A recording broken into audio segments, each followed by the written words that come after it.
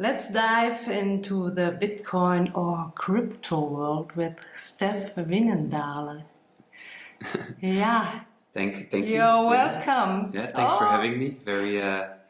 Very happy to share a bit of my experience within the industry and also give some insights on how I ended up into the crypto rabbit hole, as they call it. So happy to be here. Thank you. Yeah.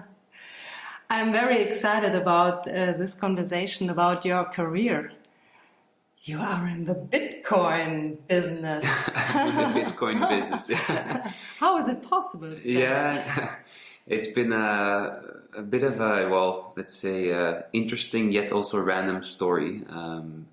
I'm not just in the Bitcoin industry, but mainly, let's say, the crypto industry or the digital asset industry, as I call it. So not just Bitcoin, but mainly other cryptocurrencies as well. But I think it started a bit over 5 years ago. I was at the time living in London. I was setting up in a completely different industry, a new business for a Belgian firm, which was called StoryMe.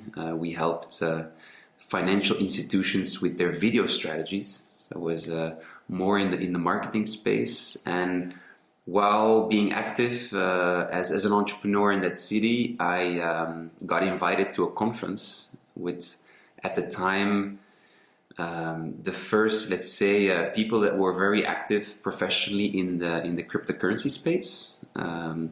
It was a conference in Shoreditch, which is they call it the Silicon Valley of London. So a lot of let's say tech-focused entrepreneurs there, and I got invited, and that's where I met a bunch of people who were very passionate about this new technology, who were very ambitious to change the world with this new way of thinking about value.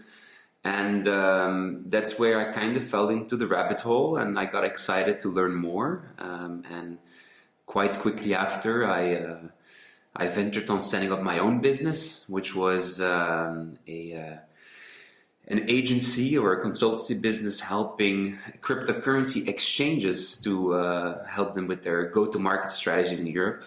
So really helping them with their marketing, their PR needs, their sales needs, and consulting them on how to approach the European market. That was really my first job in the cryptocurrency space, which was very exciting because we worked with, at a very early stage, companies that became really big today. 2 years later, that business got acquired by our agency holding group, I ended my journey there, which was very helpful, insightful, and it was a great experience. And that's where I met the founders of the current company I work for, which is Kirok. And I've been working till today as their head of commercial relations, which means that I lead all institutional business for a company which is a algorithmic trading firm. Mm-hmm. And there's a lot of difficult words and buzz names, but in essence what we do is we trade cryptocurrencies across the world with the help of computers. And that means that I'm not giving a call to anybody else to acquire or sell Bitcoins, but we have a computer program who does that programmatically, automatic, 24/7 on 80 exchanges across the world, doing hundreds of thousands of trades a day, which is very specific, very niche, and I'm heading their institutional business. So wow. A combination of, let's say, business and financial focused topics. Very specific, but a lot of things in crypto are. And you make it 5 years now. Yes, so a bit over 5 years. So I've been full-time in the industry and got to learn about the ins and outs. I mean, ultimately, it's a very young space still. Bitcoin has been established in 2008, right after the financial crisis, the housing market in the US, which led across the global financial crisis. And still 12 years. 12 years is a very young time. I mean, internet was invented in the early 70s, but only got really popular in the 90s. And then with the The internet bubble in 2000 took 30 years to get adopted, and now we're in an industry that only exists for 12 years, so it's very, very early, very nascent, but that makes it also exciting because a lot of things happen, and the development is what makes it so interesting to be part of. And did you study something? I studied myself economics with a major in finance, so there was a bit of an overlap there. But the first years of my career, I didn't end up in finance. I worked for a FMCG company, so fast-moving consumer goods. I worked in commercial and marketing roles, so completely different. And then the marketing agency, and then again finance. So the circle got completed there. But still, I don't know if it's completed. I'm still young. I'm 32 years old. Yeah, so a lot of circles to make still. But you remember when you were a boy? Yeah. What are you thinking? What do you want to do in the future when you are a big guy? Good question. I think that you want to fly on the moon or something? Yeah, I was passionate about becoming an astronaut when I was really, really young. I had all these typical boy dreams. But I think, ultimately, as a young guy, and especially when you become a bit older, you're in discovery mode of what you really want to do with your life, and education helps. But also, in my case, I did a lot of sports, so competition and team dynamics also helped me shape my ambitions in the future. I think also, like any kid, the importance of education and what their parents did was also influential. So I always wanted to be let's say, an entrepreneur like Dad. Tried that as well, and that's why economics and finance became a bit of a logical choice. I think the competition that I had from playing a lot of basketball, and then the team dynamics, and then the entrepreneurial education from my father was probably a big influence in my choice for my studies, and also the choices that I made after that. But once you become older, you go for your own journey. I also think that as an 18-year-old, it's rather irresponsible to take decisions that will have an impact on a lifetime. I think we should all study at our 30s, not at our 20s, but that's maybe a different topic for another podcast. It's true. Yeah. It's also, we always discover what we don't want, and then after a while you discover what you want. But you see your future now in the Bitcoin business? Yeah, I do. ultimately, it's not only the things you like to do, but also the recognition you get from your peers and also from your industry itself that gives you a positive feeling.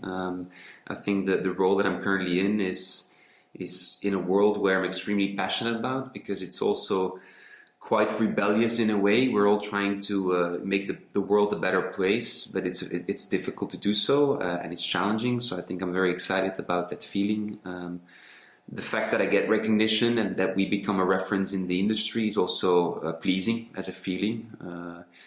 But I am extremely happy to go to work every day. I'm very comfortable, and I probably also work all the time, because it's a 24/7 market, so you're always busy, no? Always busy. So I think for the foreseeable future, I've never been in a spot that I never wanted to search for something else. For the first time ever in let's say 12 years of working. So I think that's positive.